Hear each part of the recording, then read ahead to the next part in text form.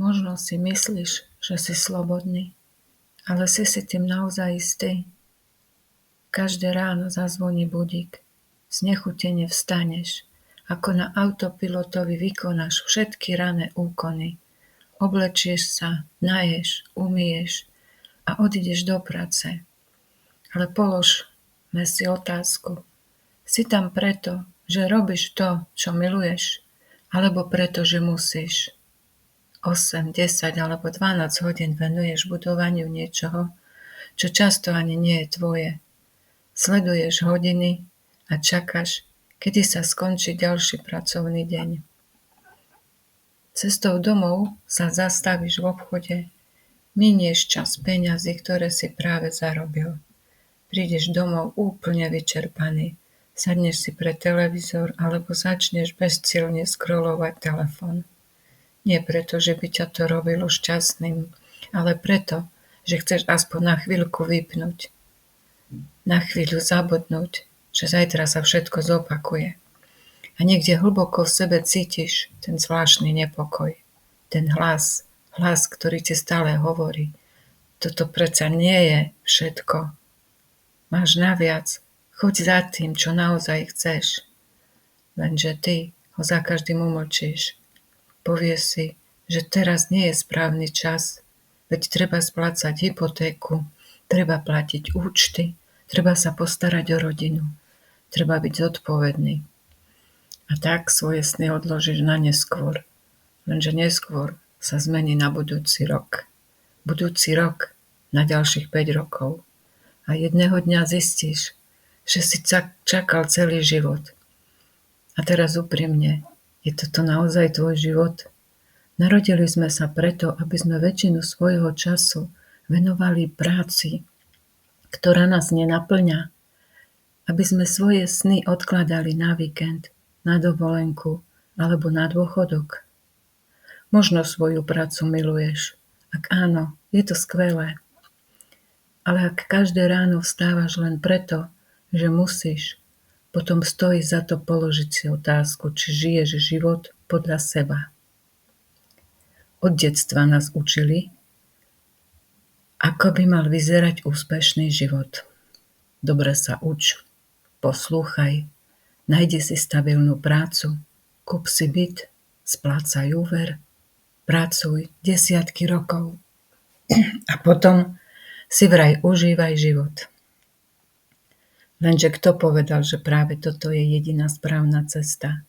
Koľko ľudí celý život hovorí, raz začnem podnikať, raz precestujem svet, raz napíšem knihu, raz sa budem viac venovať rodine, raz si splním svoj sen. Lenže život nepozná slovo raz, pozná iba dnes.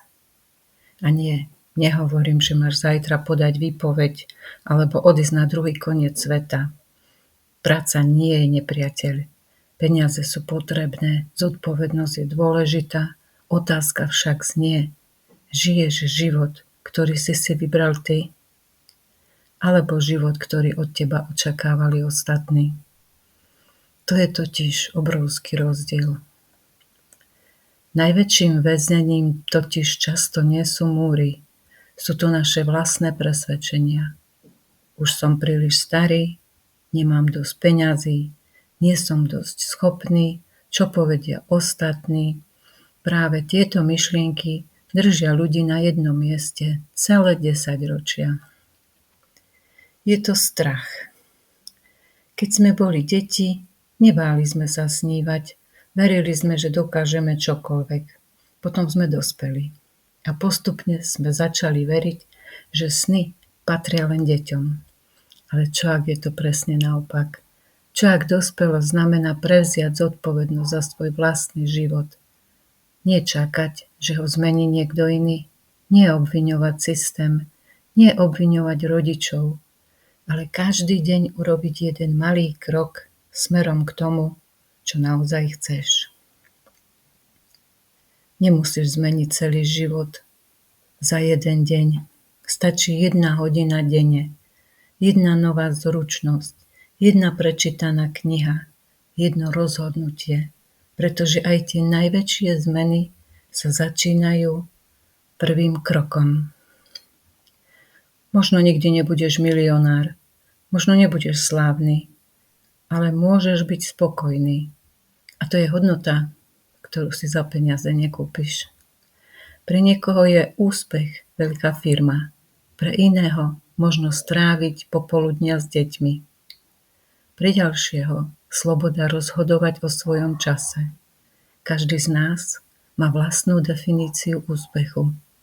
Len nedovol, aby ti ju napísal niekto iný. Pretože čas je to najcennejšie, čo máš. Peniaze môžeš zarobiť znova. Dom môžeš znova postaviť. Auto môžeš kúpiť nové. Ale dnešný deň už nikdy nedostaneš späť. Raz sa obzrieš za svojim životom a nebude ťa zaujímať, koľko nadčasov si odpracoval, koľko e-mailov si poslal, koľko pórad si absolvoval. Položi si len jednu otázku. Naozaj som žil? Alebo som len prežíval? Nikto za teba tvoje sny nesplní. Nikto ti neprinesie slobodu na podnose.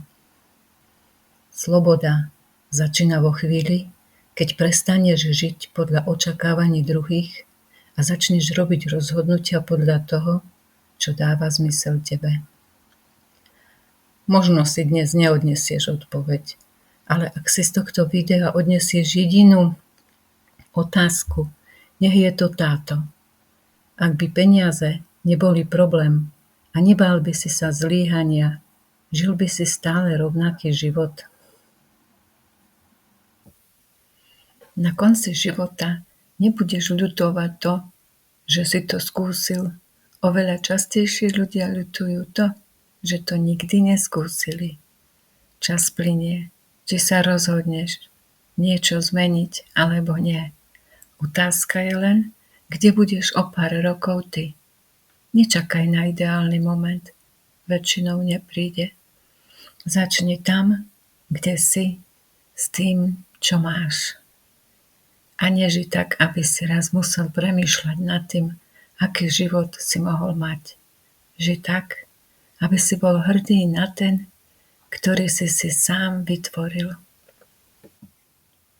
Ak sa ti toto video páčilo a prinútilo ťa aspoň na chvíľku zamyslieť sa, daj mu like, prihlás sa na odber a zapni si zvonček, aby ti neušli ďalšie videá o slobode. Ďakujem, že si dopozeral až sem. A nezabudni, život nie je skúška na nečisto, máš len jeden, tak ho nepreži na autopilotovi.